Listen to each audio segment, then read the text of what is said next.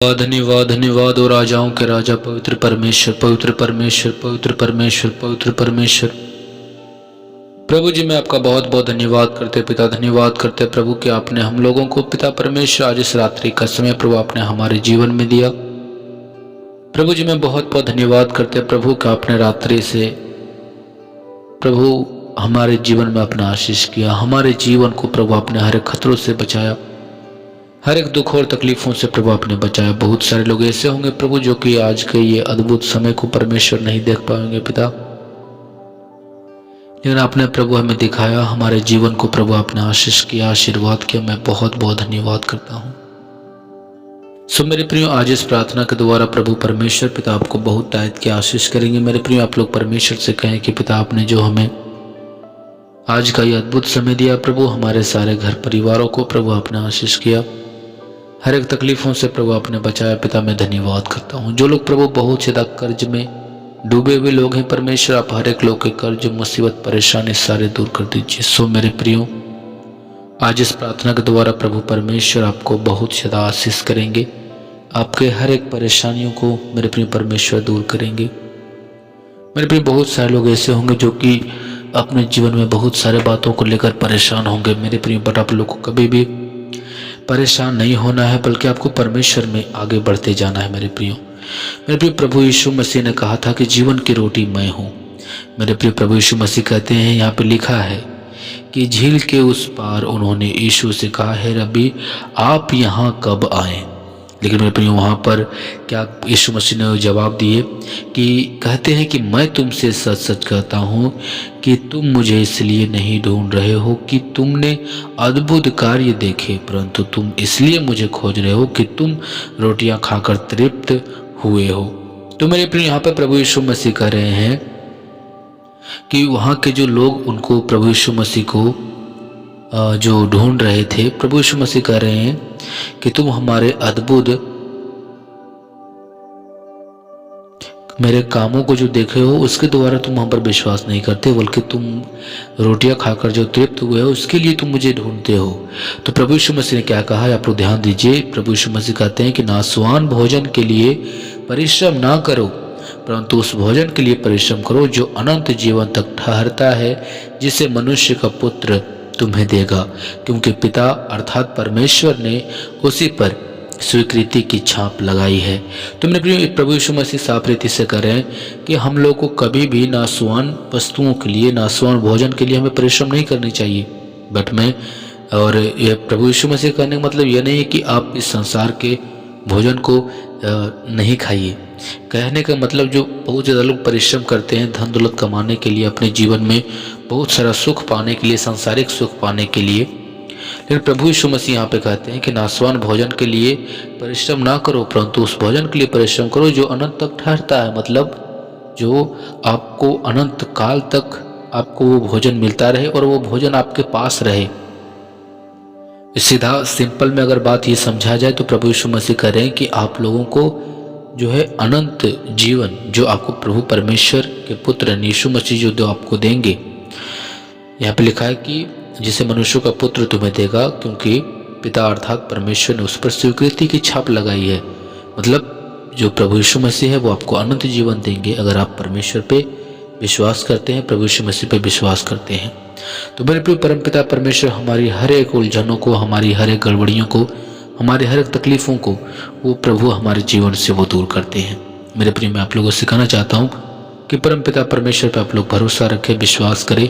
परमपिता परमेश्वर आपको बहुत तायत की आशीष करेंगे। हो राजाओं के राजा, स्तुति के योगी परमेश्वर, महिमा के योगी परमेश्वर पिता, मैं आपसे प्रार्थना विनती और दुआ करते हैं जितने भी लोग प्रभु समस्याओं से घिरे हैं, दुख और तकलीफों में है प्रभु, आज इस प्रार्थना के द्वारा प्रभु हर एक लोग के तकलीफों को, सारे मुसीबतों को, सारे परेशानियों को प्रभु हर एक लोग के जीवन में से प्रभु आप दूर कर दीजिए। जो लोग प्रभु बहुत ज़्यादा समस्याओं में है या उनके जीवन में परेशानी है, तकलीफ है प्रभु, तो आप हर एक लोग के जीवन में से सारे तकलीफ़ों को, सारे मुसीबतों को प्रभु आप दूर करें।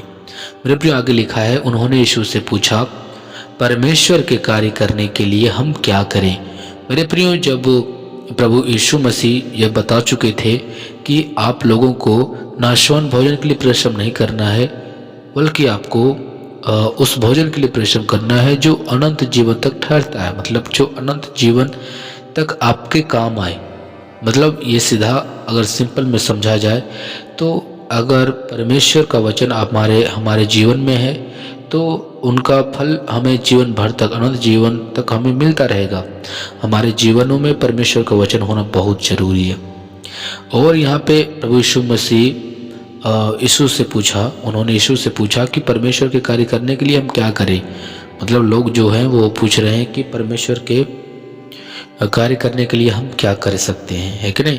तो यीशु ने उनको क्या उत्तर दिया, मेरे प्रिय आप लोग बहुत ही ध्यानपूर्वक इस वचन को सुनिएगा, क्योंकि मैं यूहन्ना से बात कर रहा हूँ, मतलब यूहन्ना जो है किताब से मैं बात कर रहा हूँ। तो यहाँ पे प्रभु यीशु मसीह ने उत्तर दिया। प्रभु यीशु मसीह कहते हैं कि परमेश्वर का कार्य यह है कि तुम उस पर जिसे उसने भेजा है विश्वास करो।